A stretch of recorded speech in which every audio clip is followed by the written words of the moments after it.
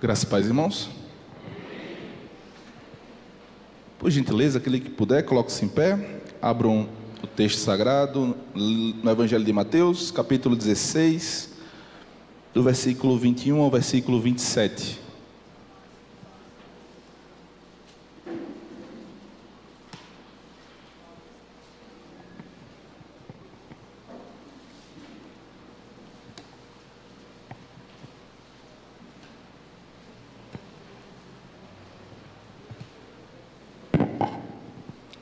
Evangelho segundo escreveu Mateus, capítulo 16, do versículo 21 ao 27. Vamos fazer uma leitura participativa, irmãos. Vou estar lendo os versículos ímpares e os irmãos dos versos pares. Vou estar usando a versão atualizada. Se os irmãos não têm aí a versão atualizada com vocês, pode acompanhar aqui no Data Show a leitura. Podemos iniciar, queridos? Amém? Diz assim a palavra do Senhor: desde esse tempo, começou Jesus Cristo a mostrar a seus discípulos que lhe era necessário seguir para Jerusalém e sofrer muitas coisas dos anciãos, dos principais sacerdotes e dos escribas, ser morto e ressuscitado no terceiro dia.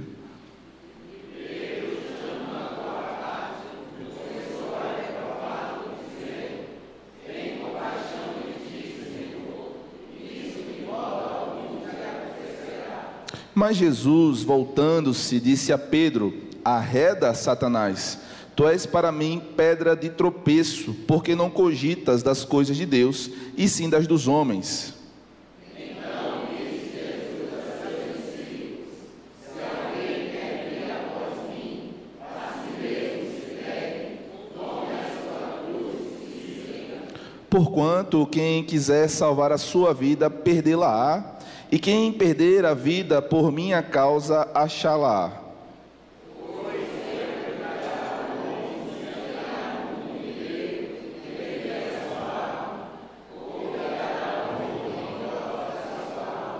Porque o Filho do Homem há de vir na glória de seu Pai, com os seus anjos, e então retribuirá a cada um conforme as suas obras.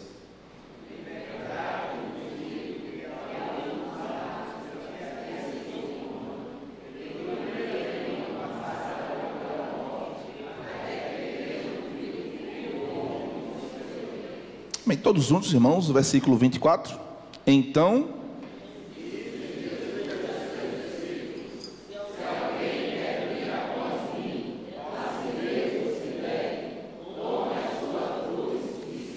amém, queridos. Os irmãos podem sentar.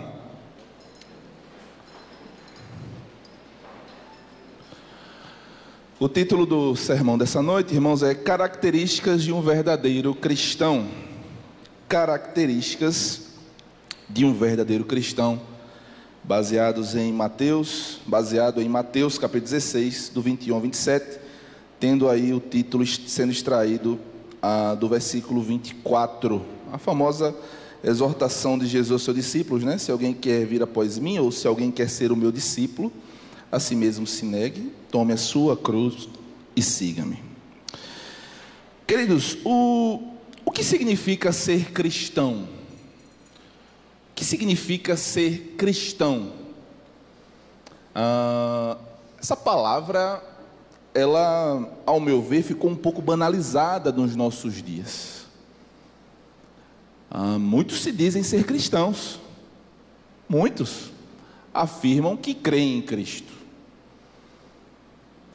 Mas, diferentemente, irmãos, do que a Escritura apresenta do que é ser cristão, muitos afirmam que são cristãos, que creem em Cristo, que acreditam no Evangelho, que creem que Cristo morreu por elas, mas parece que essa declaração de fé não provoca no coração a transformação que deveria acontecer.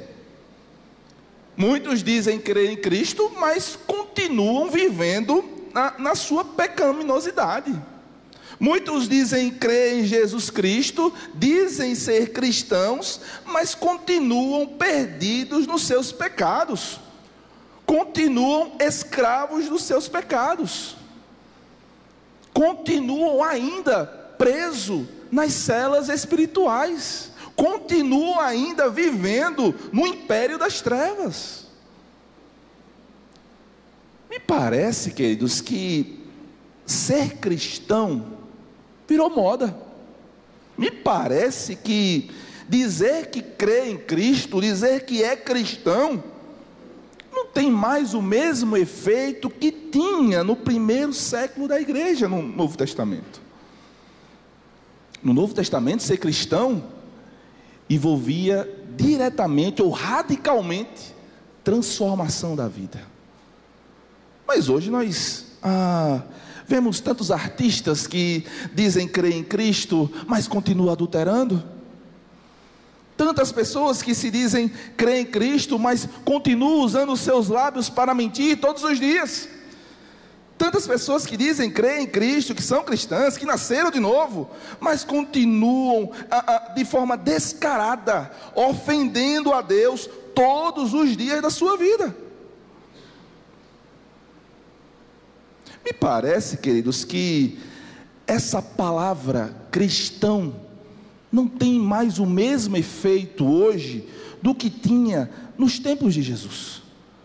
Parece que essa palavra não tem mais aquele poder que havia no tempo dos apóstolos. Atos dos Apóstolos, irmão, vai nos mostrar que pela primeira vez lá em Antioquia, os que eram do caminho, que seguiam as ordenanças de Cristo, eles foram chamados de cristãos. Mas eles foram chamados de cristãos não foi porque a palavra era bonita, ou porque era uma palavra da moda, era uma palavra forte, de efeito, era um título importante, não. Mas porque eles olhavam para os seguidores de Jesus, e olhavam e diziam, parecem com Jesus Cristo. Não apenas declaravam que criam em Cristo, não apenas declaravam ser seguidores de Cristo, mas viviam como cristãos, viviam como seguidores de Jesus. Palavras, irmãos, que não transformam o ser, não é o Evangelho. Evangelho que não transforma corações, que não transforma vidas, não é Evangelho. Cristão nominal, queridos, não existe. Cristão de boca, não existe. Na verdade, irmãos, vemos infelizmente muitas pessoas se enganando, dizendo que são cristãs, mas ainda estão perdidas nos seus pecados. O que é que acontece nos nossos dias? Por que é que as pessoas hoje têm essa falsa percepção do que é ser cristão? Eu estava meditando sobre isso, lendo esse texto, e uma coisa me chamou a atenção, irmãos. Me parece, e eu vou ser bem bonzinho nessa frase, me parece que Jesus não tem sido pregado com a fidelidade que é devido a Ele. Me parece que nos nossos dias, o Evangelho, a cruz, o sacrifício de Cristo, não tem sido pregado com a fidelidade bíblica que deveria ser pregado. Deixe-me colocar uma ilustração bem simplesinha, só para vocês entenderem o que eu quero falar. Imagine, queridos, que a gente está em um avião. Nós estamos no avião. Estamos indo para onde, irmãos? Disney? Pode ser a Disney, né? É legal, né? Ir para Disney, vamos para Disney. Lá é bom, tem o Mickey, tem o Pato Donald, tem o Pluto. É uma viagem boa. Estamos todos indo para Disney. Então está lá o avião, levando a segunda igreja para ver o Mickey. Está lá todo mundo. De repente, irmão, chega uma aeromoça e diz assim para nós, né? Olha, eu tenho aqui um paraquedas e eu gostaria que a qualidade do seu voo melhorasse. Então eu vou pedir para vocês que peguem esse paraquedas e coloquem. Porque se vocês colocarem esse paraquedas, a qualidade do seu voo vai melhorar. E aí você olha assim, mas minha poltrona já está confortável. Na frente da minha, na frente aqui da minha cadeira, tem uma telinha que eu posso colocar jogos, posso colocar Netflix, posso colocar o dorama, né, que as mulheres gostam de assistir aí hoje em dia. Posso colocar aqui o dorama, posso colocar aqui o futebol, ver o Vasco ganhando do Flamengo. Está aqui na minha frente, à minha disposição. Por que é que eu vou precisar usar um paraquedas para melhorar a qualidade do meu voo? Não faz nenhum sentido. Agora, irmãos, imagine qual seria a sua reação. Você pegaria aquele paraquedas e iria colocar? Não faz muito sentido. Na verdade, eu já estou muito bem confortável. Obrigado, aeromoço. Eu aprecio o seu cuidado, o seu zelo em querer que meu voo tenha uma qualidade melhor, mas eu vou ficar aqui do jeito que eu estou, já está tudo bem. Já estou bem confortável. Muito obrigado. Mas, querido, se a proposta daquela aeromoça fosse: pessoal, vocês precisam pegar esse paraquedas porque o avião vai cair. Vocês precisam pegar esse paraquedas e colocar agora porque o avião vai cair. Qual seria a sua reação? Será que seria diferente da primeira proposta, queridos? Será que seria diferente? O que eu quero dizer com isso? Jesus está sendo proposto hoje em dia como um acessório do homem. Jesus está sendo proposto no evangelho moderno como um mero acessório que melhora a qualidade de vida do homem. Experimente Jesus que você vai ter uma casa nova. Experimente Jesus que você vai ter um carro novo. Experimente Jesus que você vai ter um bom casamento. Experimente Jesus porque a sua conta vai estar sempre gorda. Experimente Jesus porque nenhuma doença vai lhe alcançar. E me parece que Jesus não é mais o Filho do Deus vivo, capaz de salvar o povo pecador dos seus pecados, mas parece agora que Jesus é um mero acessório que serve unicamente para melhorar a qualidade da minha vida. Afinal, eu sou o centro do coração de Jesus Cristo. Afinal, eu sou o centro do Evangelho. Tudo o que Deus faz é pensando em mim. O Evangelho moderno, irmãos, diz que o eu, o homem, tomou o lugar de Deus. O eu, o homem, a minha vontade, a minha qualidade de vida, tomou o lugar da glória e da exaltação à pessoa de Jesus Cristo. E nós vemos isso, irmãos, claramente nas músicas que são entoadas nos cultos, nas pregações modernas. Nós vemos isso claramente nos cultos de domingo após domingo, onde muitos declaram não a Deus a glória, mas o meu próprio eu a glória. Mesmo que não diga com os lábios, mesmo que não diga com a mente, mas diz com o seu coração de uma forma profunda e escandalosa: a eu seja a glória, em detrimento da glória de Deus.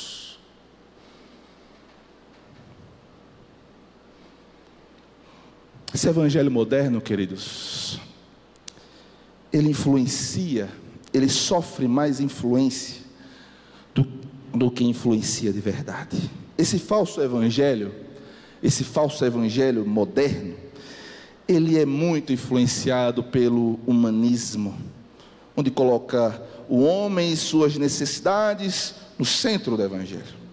Esse evangelho, ele sofre a influência do materialismo. As coisas são mais importantes do que as pessoas, os tesouros da terra são mais importantes do que os tesouros do céu. Eu não preciso esperar a eternidade para gozar das mansões celestiais. Eu quero gozar das mansões agora. Eu quero que Deus me dê uma casa, é agora. Eu quero que Deus me dê um carro, é agora. Eu quero que minha conta esteja gorda, é agora. É o imediatismo, onde o homem busca de forma desenfreada a satisfação da sua carne, a satisfação da sua própria vontade, da sua própria cobiça. E os crentes, entre aspas, vão se alimentando cada vez mais do mundanismo entrando no seu lar, na sua vida, nas suas igrejas. Esse evangelho, irmãos, ele atingiu de forma muito profunda o comportamento da igreja no século 21. Se nós vermos, irmãos, em um título de comparação, a igreja do século 21 com a igreja do primeiro século, será que nós vamos ver semelhanças? Ou será que as diferenças serão gritantes?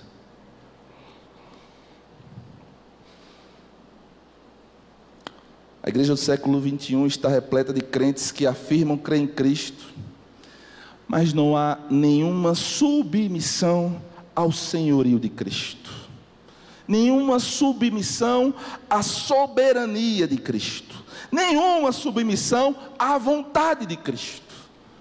O que vale, na verdade, é o eu ser o próprio Senhor da vida. Eu sou o próprio Senhor da minha vida. Eu tenho o controle da minha vida. Eu tenho a caneta que vai escrever a história da minha vida. Pode tomar a caneta da mão de Deus e eu mesmo vou escrever. Não preciso de Deus para escrever a minha vida. Não, eu mesmo vou escrever o curso da história da minha vida. No texto que nós acabamos de ver aqui, irmãos, que é o Evangelho verdadeiro, que é esse texto maravilhoso que nós encontramos aqui em Mateus 16, do 21 ao 24, no Evangelho de Jesus, a graça produz morte antes de produzir vida. Ela produz, de acordo com a ótica de Cristo, sofrimento antes de produzir prazer e satisfação. O Evangelho vai custar tudo de você. Tudo de você. Na realidade, o Evangelho de Jesus Cristo vai custar a sua vida, meu irmão. Eu sei, talvez o que é pregado hoje é muito diferente, não é verdade? O que é pregado hoje em dia é aquele famoso evangelho da Disneylândia, que Deus é apenas um ser que dá presentes ao homem, enquanto o homem senta no trono do seu ser e governa as decisões e governa o curso da sua história. Como é que eu vou saber, irmãos, diante de uma problemática dessa, que não dura um dia, mas dura séculos, como eu consigo resolver à luz da Escritura e consigo identificar de uma forma bíblica, histórica, correta, qual é a característica de um verdadeiro cristão, ou quais são as características do verdadeiro evangelho? Convido os irmãos a olhar aqui o contexto dessa passagem, que vai começar do versículo 13, por gentileza. A gente vai ver aí um contexto muito interessante, a partir do versículo 13, que vai começar aí a confissão de Pedro, e é aqui que começa o contexto do nega-se a si mesmo. Mateus aqui, irmãos, ele acabou de registrar, a partir do versículo 13 aqui, um dos momentos mais gloriosos do ministério de Jesus, que é justamente o momento em que Pedro, enquanto representante do colégio apostólico, ele faz uma declaração tremenda. No versículo 13, Jesus faz um questionamento aos discípulos: quem diz o povo ser o filho do homem? Jesus olha para os seus discípulos e pergunta: o que é que o povo está dizendo a meu respeito? O que é que o povo está dizendo ser o filho do homem, ser o Messias, ser o ungido de Deus? E eles responderam: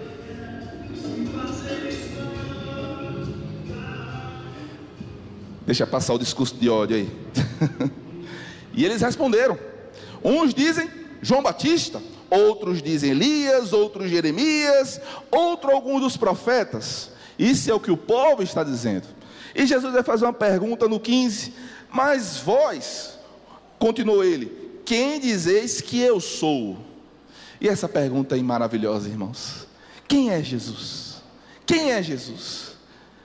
Ao passo que Pedro vai dizer no versículo 16: tu és o Cristo, o Filho do Deus vivo.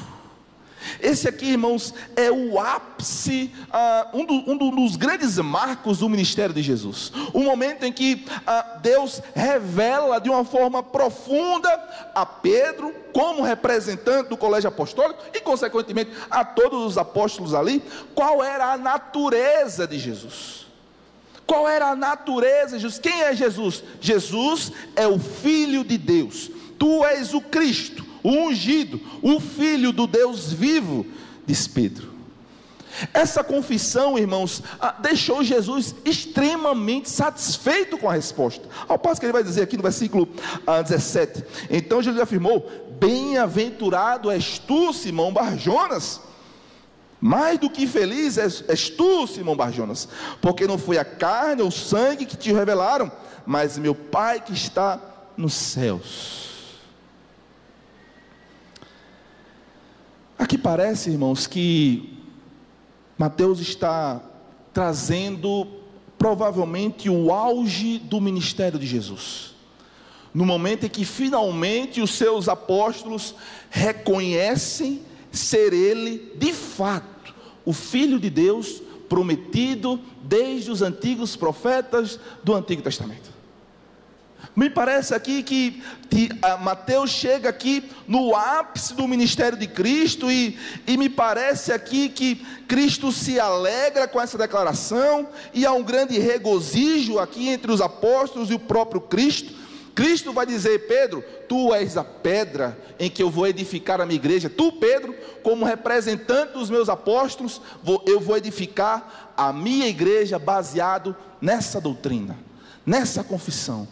Tu, Pedro, és a pedra que eu vou edificar a minha igreja. Pedro, enquanto representante do colégio apostólico, enquanto apóstolo confessante ser Cristo, o Filho do Deus vivo, Jesus disse: tu és a pedra em que eu vou edificar a minha igreja. Perceba o auge que há aqui nesse relacionamento entre Jesus e os seus apóstolos, entre Jesus e os seus seguidores. Mas o que causa estranheza, irmãos, e muito diferente do que possamos imaginar, esse ponto de esse auge no ministério de Jesus, que me parece ser muito bom. O texto nos apresenta que foi algo muito proveitoso para eles. No versículo 21, Mateus muda totalmente, drasticamente o tom. Diferente talvez do que os próprios apóstolos iriam imaginar, o Cristo como um grande libertador civil, um grande rei civil que iria libertar Israel do jugo romano. No versículo 21, Jesus começa agora, a despeito dessa confissão, a despeito desse auge no seu ministério, Jesus começa agora no versículo 21 a trazer uma narrativa bem sombria, bem escura, bem complicada, bem triste. A profecia de que ele iria morrer. Isso é muito interessante, irmãos. No momento de alta no ministério de Jesus, ele aproveita essa alta e diz: pronto, agora que vocês declararam que eu sou o Filho de Deus, agora eu vou mostrar como será o futuro desse ministério. E o futuro desse ministério é a cruz. O futuro desse ministério é a morte. Eu vou para Jerusalém, vou ser interrogado, vou ser preso, vou ser crucificado, mas ao terceiro dia eu vou ressuscitar. É o que ele diz aqui no versículo 21. Percebe, irmãos, que nessa palavra aqui do versículo 21, e eu peço que os irmãos olhem o texto, vamos ler todos juntos. Desde esse tempo começou Jesus Cristo a mostrar a seus discípulos que era necessário, grava essa palavra aí no seu coração, era necessário seguir para Jerusalém, sofrer muitas coisas dos anciãos, dos principais sacerdotes e dos escribas, ser morto e ressuscitado. Essa palavra aqui, necessário, ela dá um sentido, e eu vou parafrasear aqui. O que Cristo quer dizer por ser necessário? Ele vai dizer: eu preciso ir para Jerusalém, e em Jerusalém eu preciso ser entregue nas mãos das autoridades religiosas judaicas, a fim de ser julgado pelo Sinédrio e sofrer muitas coisas. Eu preciso passar pela minha grande paixão e ser morto, porém no terceiro dia, porém serei ressuscitado no terceiro dia. Essa mensagem, irmãos, é uma boa mensagem? Jesus está pregando aqui, olha aqui só que interessante, Jesus está pregando aqui no versículo 21 o evangelho: eu vou morrer e vou ressuscitar. Mas o que me chama a atenção, irmãos, é que ele finaliza essa exposição, essa profecia, que no tom observado pelos apóstolos foi uma profecia ruim. Mas perceba que ele finaliza a profecia dizendo: serei ressuscitado ao terceiro dia.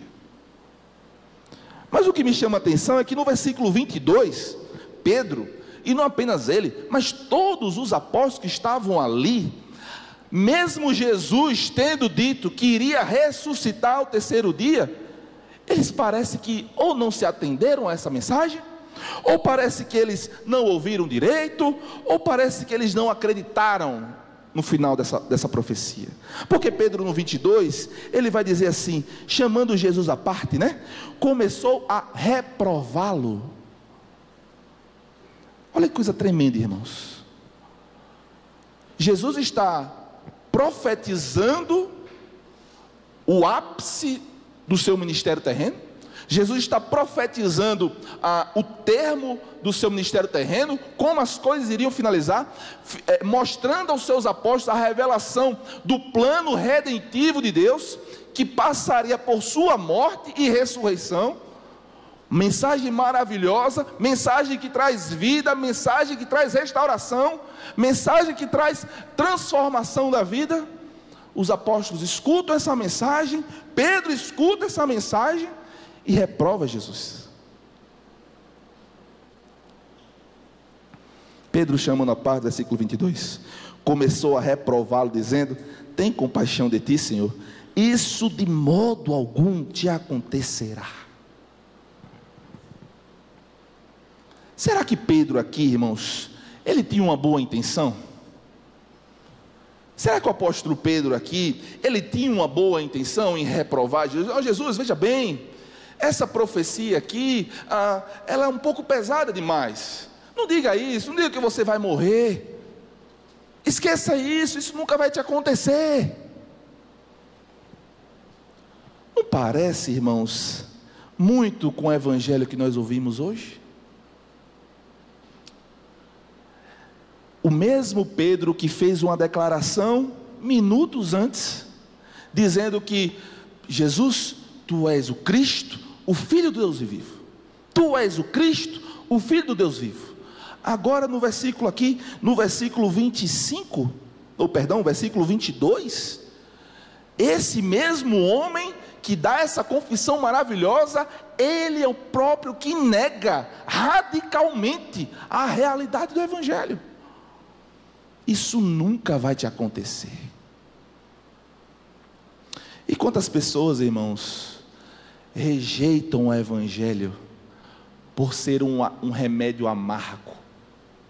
Quantas pessoas, assim como Pedro, dizem: tu és Cristo, o Filho do Deus vivo. Tu és Cristo, o Filho do Deus vivo. Mas no primeiro remédio amargo tratado pelo evangelho, isso nunca vai te acontecer. Será que o evangelho, para ser verdadeiro, ele tem apenas que satisfazer as minhas necessidades? Será que o evangelho, para ser válido, ele tem apenas que massagear o meu coração? Será que Pedro gostou de ouvir de Jesus? Tu és Pedro, tu és pedra, sob esta edificarei minha igreja? Com certeza ele gostou de ouvir isso, com certeza. Tanto é que ele se achou. Minutos depois, repreende o próprio Cristo. Isso nunca vai te acontecer. E quantas pessoas, irmãos, apenas declaram que Cristo é Senhor, mas na primeira exposição do evangelho, negam. Isso nunca vai acontecer. Isso nunca vai acontecer.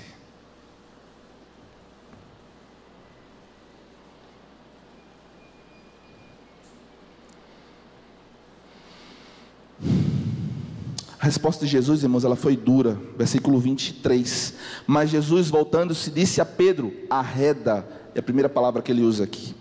Jesus está dizendo: saia, Pedro, do meu caminho. Não se coloque na minha frente para me contestar. Ele estava encarregado de uma missão. Jesus estava encarregado de uma missão e não queria ser impedido e levado a outra direção. Perceba que Pedro está agora sendo posto não como uma pedra em qual Cristo iria edificar a igreja, mas como uma pedra de tropeço.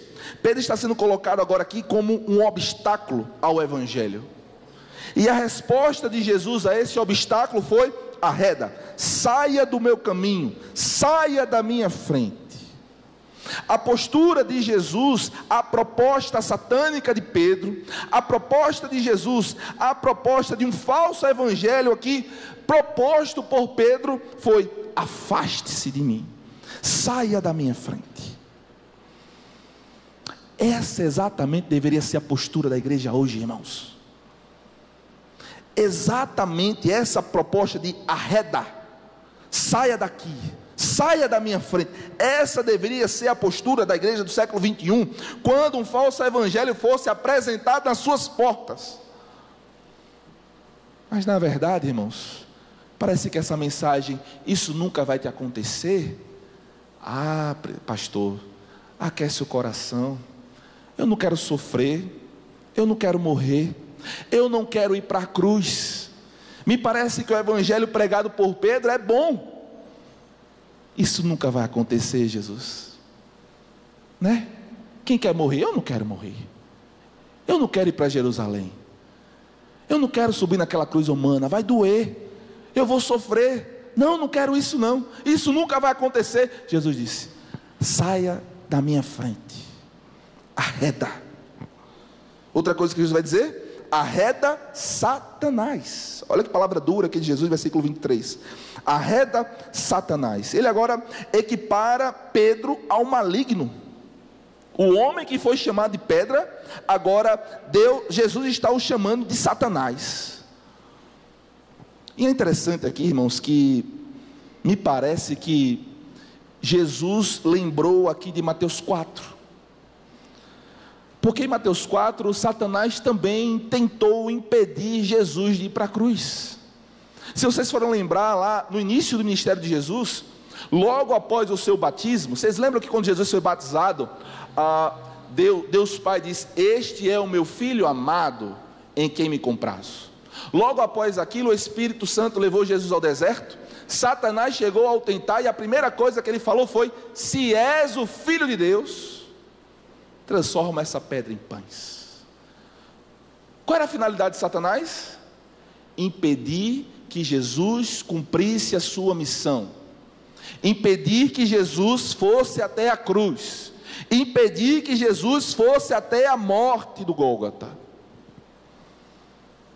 Satanás fez de tudo, queridos, de tudo, todas as tentações de Jesus. O autor dos Hebreus vai dizer que em tudo ele foi tentado. E a grande finalidade do inimigo das nossas almas era tentar impedir que Jesus fosse para a cruz, era tentar impedir o sofrimento físico e vicário de Jesus Cristo. Satanás usou de todas as suas artimanhas, de toda a sua força, de toda a sua inteligência, para tentar o Filho de Deus e impedir que ele prosseguisse na sua missão de amor. E me parece, irmãos, que quando Cristo está se aproximando de Jerusalém, ele usa o próprio Pedro para tentar a Cristo e mais uma vez fazer com que Cristo retrocedesse dessa missão. O falso evangelho é um câncer para a igreja, irmãos. Ele deve ser exposto como palavra de Satanás. O falso evangelho é o evangelho que impede o sacrifício de Cristo, que prega a destruição da mensagem da cruz. Mesmo que não usem essas palavras, mas de uma forma doce, transforma essa pedra em pão. Pule do cenáculo do templo, porque os seus anjos vão te guardar. Usa até a escritura, para tentar. Todos os reinos da terra eu te darei, se prostrado me adorares. Mas rapaz, os reinos da terra já são de Cristo.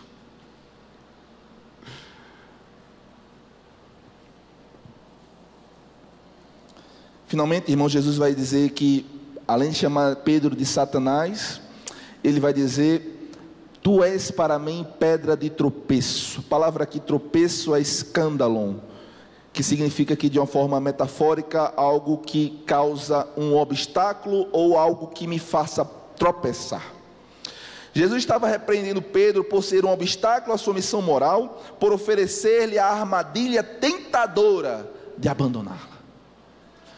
Jesus estava profetizando, irmãos, que ele iria morrer, e Pedro está dizendo: não, você não vai morrer, você vai viver, você está no auge, campeão, você está no auge, todos te seguem, porque agora você vai morrer? Não, agora é a hora de você libertar Israel de Roma, agora é o momento de você conclamar a todos os israelitas a libertação do jugo romano.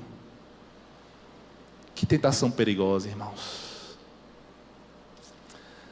Satanás não nos aparece, queridos, chifrudo, não. Satanás não aparece para a gente com cheiro de enxofre, não. Satanás aparece como um bolo de chocolate.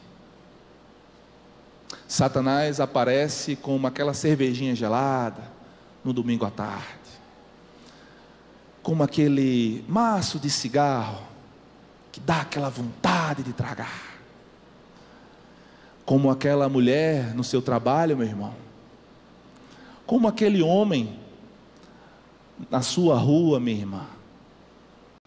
Ele aparece cheiroso, bonito, atraente, e a finalidade dele é uma só: destruir a sua alma, destruir você. Se Jesus tivesse dado ouvidos a Pedro, irmãos, se Jesus tivesse dado ouvido a Pedro, irmãos, o que iria acontecer? Quando as pessoas dão ouvidos ao falso evangelho, o que acontece? O que acontece? Finalmente chegamos no nosso texto, versículo 24. Então disse Jesus aos seus discípulos: se alguém quer vir após mim, a si mesmo se negue, tome a sua cruz e siga-me. O contexto do nega-se a si mesmo é esse contexto, um contexto de que os apóstolos vão como se fosse uma montanha russa, né? No alto, abaixo, e Jesus, como uma repreensão aqui, ele vai dizer: olha, aqueles que são verdadeiros, primeiro, eles são aqueles que negam a si mesmo. É o que ele vai dizer no 24. Negar a nós mesmos, segundo aqui o Naida, ele vai dizer que essa palavra, esse verbo negar, né, significa negar fortemente, com a implicação de rejeição. Negar, rejeitar, é a mesma palavra de Lucas 12:9. Ele será rejeitado na presença dos anjos de Deus. Negue-se a si mesmo, irmãos, é um verbo de um tratamento radical, é uma repulsa radical contra o meu próprio eu, é um esvaziamento total do eu. Negar a mim mesmo significa deixar de considerar o meu próprio conforto, a minha própria vontade, o meu próprio prazer, o meu próprio engrandecimento, os meus próprios benefícios. Em última análise, negue-se a si mesmo é a morte do eu. Isso significa, meus irmãos, como disse o apóstolo Paulo, Gálatas 2:20, vivo não mais eu, mas Cristo vive em mim. O verdadeiro discípulo de Cristo, ele é apresentado ao verdadeiro evangelho, e a resposta que ele dá a esse evangelho é de renúncia total do eu.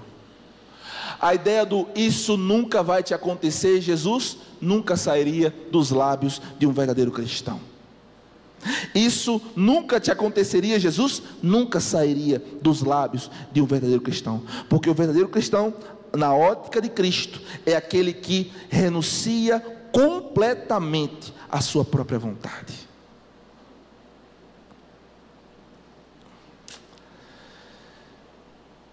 Irmãos, o evangelho tem um custo. Custo para ser salvo, pastor? Não. Todo o preço para a nossa salvação foi paga na cruz do Calvário pelo Filho de Deus. O sangue dele, irmãos, é suficiente para a nossa salvação, ao passo de que nenhum outro sacrifício ou nenhum outro pagamento pode ser maior ou suficiente do que o próprio sacrifício de Cristo. Ele é único, é suficiente e é definitivo. Mas o que, pastor, você está falando sobre o custo do Evangelho? Após ser salvo, após ser agraciado por Deus com a vida eterna, importa ao salvo andar como Cristo andou. Importa ao salvo renunciar completamente ao seu eu, ao seu ego, às suas paixões, em prol da vontade única do seu Senhor. Negar a mim mesmo, irmãos, é a total renúncia e a completa morte do eu. Eu não estou mais preocupado com as minhas vontades, mas a minha vontade agora é fazer a vontade do meu Senhor. O meu desejo agora não é mais fazer aquela maldade que está no meu coração. O meu desejo agora não é mais ser falso com os meus amigos. O meu desejo agora não é mais mentir, não é mais roubar, não é mais adulterar, mas a minha vontade agora é renunciar a tudo isso em prol do meu Senhor. É interessante aqui, irmãos, porque esse verbo, negue-se a si mesmo, ele está conjugado no modo imperativo. Na verdade, o negue-se a si mesmo não é uma opção aos seguidores de Jesus Cristo, mas é um mandamento. Todo cristão renuncia-se. Todo cristão verdadeiro nega o próprio eu em detrimento da vontade de Jesus Cristo. Não é uma opção, mas é um mandamento. Outra coisa, o tempo verbal aqui está no auristo. Isso é importante. O auristo é um tempo, irmãos, que nós não temos no português, mas ele lembra muito o pretérito perfeito, o passado, né? A ideia do auristo não é muito se preocupar com o tempo, mas com a ação em si. Quando Jesus está dizendo aqui, negue-se a si mesmo, não é uma ideia de que eu estou me negando todos os dias, mas que eu neguei completamente, e essa negação está consumada, ao passo de que não há possibilidade para o salvo não negar a si mesmo. Isso implica, irmãos, em regeneração, novo nascimento, transformação da mente e da vida. Negue-se a si mesmo é uma ação completa, radical, finda, ao passo de que não há opção ao salvo ser diferente. Ele vive negando a sua vontade em prol do seu Senhor. Não foi o próprio Cristo que falou no Getsemane? Pai, se possível, afasta de mim esse cálice, mas que não seja feita a minha vontade, Senhor, mas seja feita a tua vontade, Deus. R6 Sproul vai dizer: seguir a Cristo é viver à sombra da cruz. Se quisermos nos unir a Ele em sua glória, se quisermos ter parte em sua exaltação, primeiro devemos nos unir a Ele em sua desonra, vergonha e humilhação. Nós precisamos estar dispostos a morrer. É isso que significa ser um seguidor de Jesus. Irmão, perceba que o convite para o Evangelho é um convite para a morte para esse mundo. Mas parece que ainda estamos presos nesse sistema. Parece que as luzes e o cheiro desse século ainda estão nos amarrando a esse mundo. Nós somos criados e salvos para um propósito eterno, irmãos. Nós somos criados e salvos para o louvor da glória, da graça do Filho de Deus. Mas ainda parece que a igreja está caminhando em passos largos, ainda olhando para o mundo, ainda olhando para as paixões desse mundo, quando deveria unicamente olhar para a cruz, olhar para o Evangelho, olhar para Jesus. Nele eu tenho contentamento. É em Cristo que a igreja tem plena satisfação. O mundo pode até nos iludir, irmãos, mostrando propostas como: isso nunca vai te acontecer, propostas como: transforma essa pedra em pães, propostas que nunca vão satisfazer a minha alma. Apenas na pessoa de Jesus Cristo, apenas no negue-se a si mesmo, é o que eu vou ter plena satisfação. Porque o próprio Jesus que vai dizer, 26, Pois que aproveitará o homem se ganhar o mundo inteiro e perder a sua alma? Ou que dará o homem em troca da sua alma? 25 ele vai dizer: quem quiser salvar a sua vida, perdê-la-á. Quem perder a sua vida por minha causa, achá-la-á. Não é que o evangelho faz uma apologia à perda, à miséria, não. Mas a ideia de que se eu nego a mim mesmo nesse mundo, Deus vai me abençoar, irmãos, com toda sorte de bênçãos espirituais. É o que Paulo fala em Efésios. Deus já está nos abençoando com toda sorte de bênçãos nas regiões celestes. Isso tem um preço, irmãos, indizível. Mas parece que ainda, pastor, mas ainda eu quero as coisas desse mundo, eu ainda quero ajuntar, entesourar as coisas desse mundo. Olhe para Cristo, meu irmão. Olhe para Cristo. Outra coisa que Jesus vai dizer: negue-se a si mesmo, tome a sua cruz. Se é verdade que a mensagem de Cristo aos verdadeiros discípulos é uma mensagem que diz: você precisa negar a si mesmo, e outra coisa, você precisa tomar a sua cruz. E eu coloquei aqui como significado de tomar a sua cruz. Se o significado de negue-se a si mesmo é morte do eu, tome a sua cruz é morte para o mundo.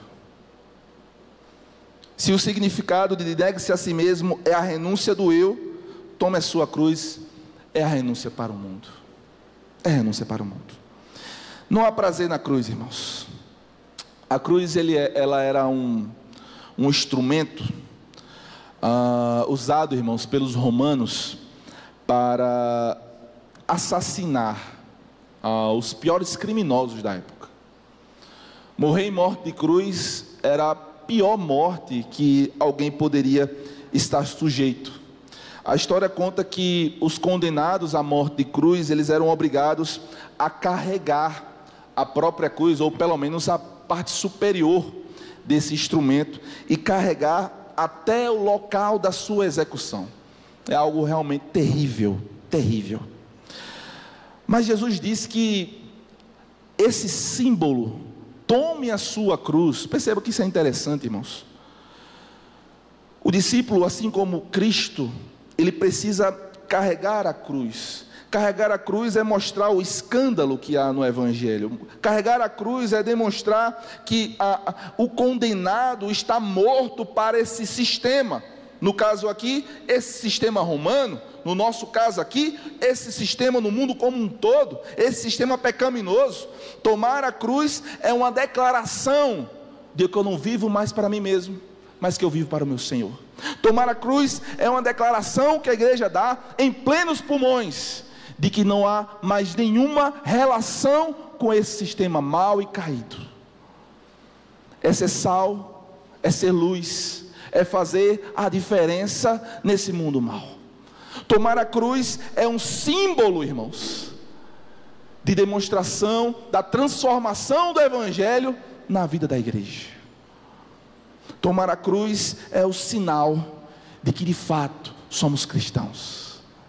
Se negar a mim mesmo, eu declaro internamente, eu declaro para mim que eu morri e vivo para Cristo. Tomar a cruz é eu declarar para o mundo afora, aos quatro cantos dessa terra, de que eu sou diferente, de que eu fui transformado, de que agora eu sou uma nova criação. E as luzes, o cheiro, os prazeres desse mundo não têm o mínimo poder para me satisfazer.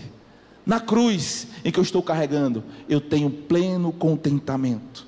Na cruz do meu Senhor, na cruz que Ele disse: carregue comigo, é onde eu encontro verdadeira satisfação. E olha que interessante, irmãos, como parece ser contraditório. Como eu posso ter prazer e satisfação no instrumento que será levado para a minha morte? Se você olhar aqui, é nessa cruz em que a minha alma estará plenamente salva. Não importam as dores, o sofrimento, a agonia. Importa apenas que eu leve essa cruz, a passo que eu serei completamente salvo pelo meu Senhor e pelo meu Salvador. Eu vou carregar essa cruz, mesmo que me custe tudo. Eu vou carregar essa cruz, mesmo que isso me custe tudo. Amigos, família, dinheiro, propriedades, saúde, não importa o que seja. Se o preço para seguir a Cristo for levar a cruz, eu vou levar. Eu vou levar. Rogo-vos, pois, irmãos, pelas misericórdias de Deus, que apresentei-vos o vosso corpo como sacrifício vivo, santo e agradável a Deus, que é o vosso culto racional, e não vos conformeis com este século, mas transformai-vos pela renovação da vossa mente, para que experimenteis qual seja a boa, agradável e perfeita vontade de Deus.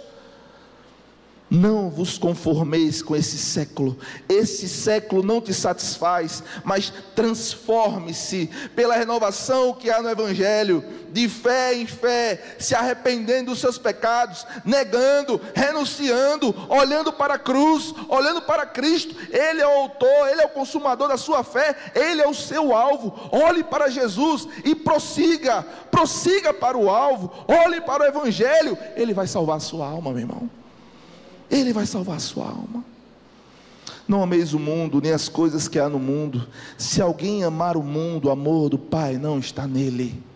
A igreja, irmãos, não tem qualquer relação com esse mundo. A igreja não tem qualquer relação com esse sistema caído. Mas ela persegue o seu Senhor, carregando a sua cruz. Infiéis, não compreendeis que a amizade com o mundo é inimiga de Deus? Aquele, pois, que quiser ser amigo do mundo, constitui-se em inimigo de Deus. O verdadeiro cristão, uma das suas características: primeira, negar a si mesmo. Segunda, ser inimiga do mundo. Inimiga do mundo. Inimiga do mundo. Finalmente, queridos, siga-me, é o que diz Jesus aqui no versículo 24. Se alguém quer vir após mim, a si mesmo se negue, tome a sua cruz e siga-me. Isso é interessante, irmãos. Jesus está dizendo aqui, ó, Pedro, você vacilou aí, tá? Você vacilou aí. Deixa eu te colocar de volta na rota. Deixa eu te colocar de volta na rota. Para vocês, meus apóstolos, se vocês querem de fato ser cristãos, meus seguidores, vocês precisam negar as suas paixões, renunciar o seu eu, tomar a sua cruz e me seguir. Me seguir para onde, pastor? Te seguir para onde, Jesus? Para onde Jesus estava indo, irmãos?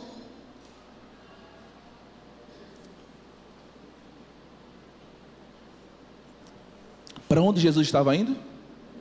Jesus estava indo para Jerusalém. O que aconteceria com Jesus em Jerusalém?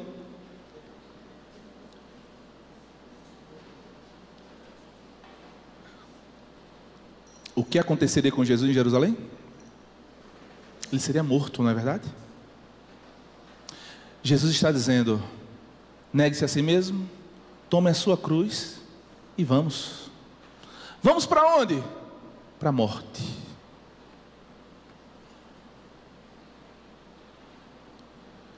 O Evangelho vai custar a sua vida, meu irmão.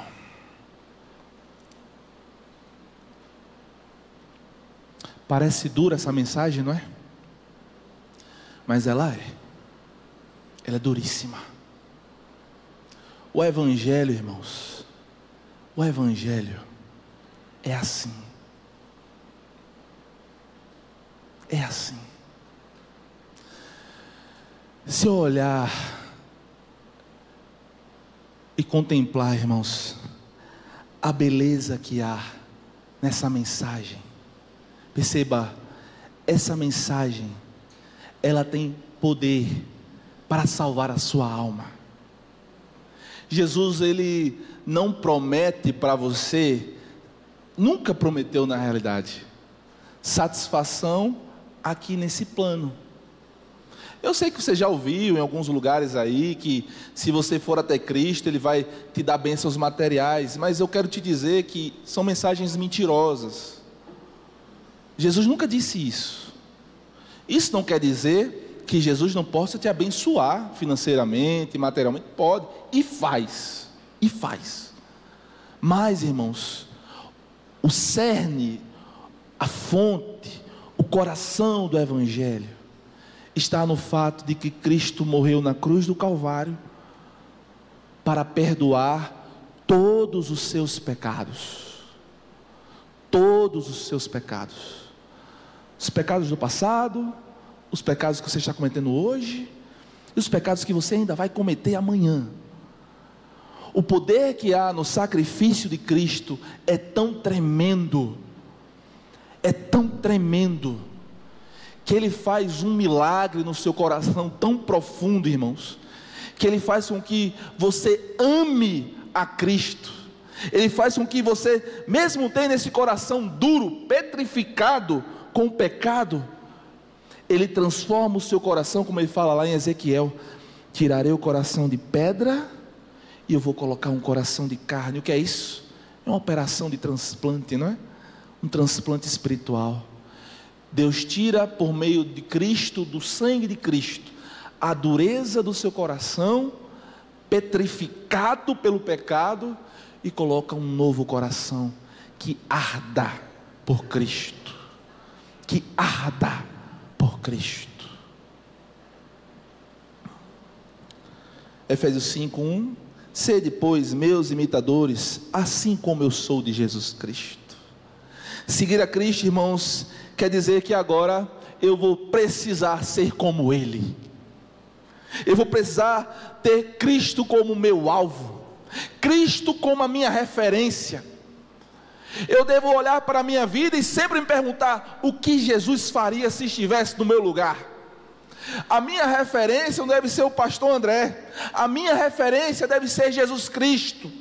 A minha referência, o meu modelo, o meu paradigma, aquele em que eu vou me espelhar, deve ser unicamente o Filho de Deus. E agora eu vou desejar ardentemente querer ser exatamente como Ele é, amando como nunca antes, me dedicando como nunca antes, me negando com toda a força do meu ser, e amando a Jesus Cristo com toda a força do meu coração. Aplicações, queridos, para a gente finalizar. 3 aplicações.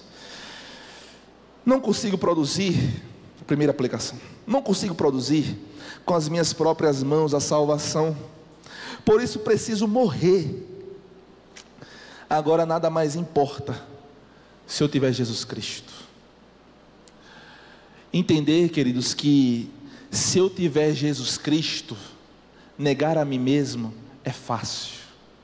Tomar a cruz, se o preço para isso é ter Cristo, vale a pena servir a Jesus.